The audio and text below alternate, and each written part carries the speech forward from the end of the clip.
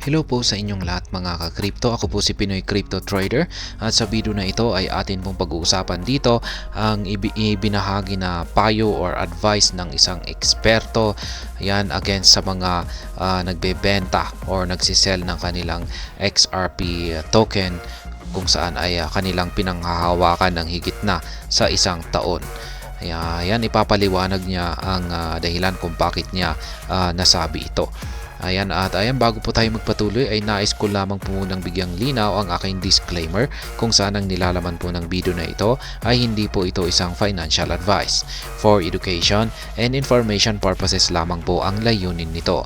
Maliban po dito ay nais ko na rin pong magbigay babala na wala pong kahit anumang group chat ang Pinoy Crypto Trader. Ayan, ang sabi rito ay ang kilalang abogado na si Jeremy Hogan ay nagbigay ng gabay sa mga may hawak ng XRP or mga nag-hold ng XRP na naglalayong tulungan sila na i-optimize ang kanilang mga obligasyon sa buwis ng crypto.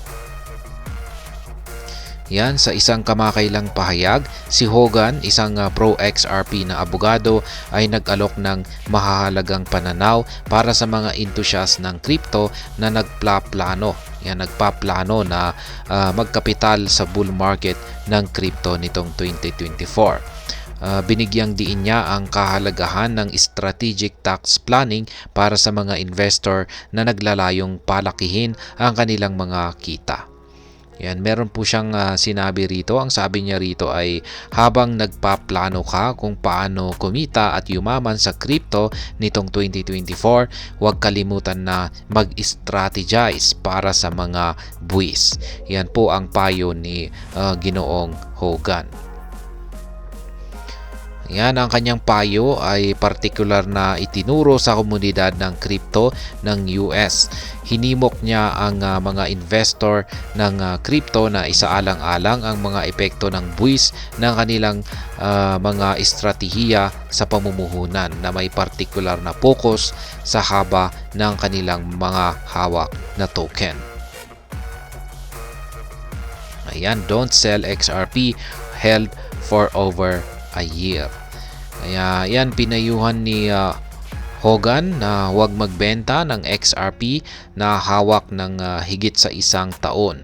Ipinaliwanag niya na ang paghawak ng isang token ng higit sa isang taon ay maaaring magresulta sa mas paborableng sitwasyon ng buwis. Ayon sa kanya, ang mga long-term capital gains na binubuwisan sa mas mababang rate na 50% ay nalalapat sa mga token na hawak ng higit sa isang taon. Sa kabaligtaran, ang mga short-term gains sa mga token na hawak ng mas mababa sa isang taon ay nasasaklawan ng mas mataas na buwis na rate na 30%.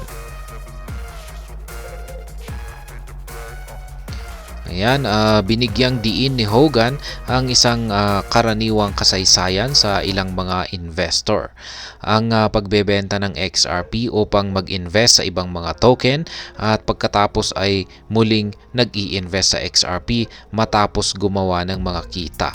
Ang estratehiyang ito ay isinasaalang-alang sa gitna ng mahabang panahon ng hindi kasiyasiyang pagganap ng presyo ng XRP.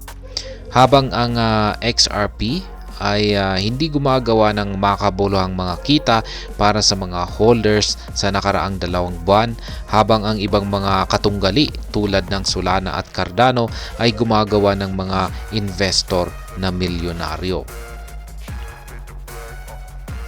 Ayan, kinilala ng pro XRP na abogado na ang pansamantalang pag-trade ng XRP para sa ibang mga asset ay maaring maging profitable. Gayunpaman, binigyang diin niya ang isang potensyal na downside.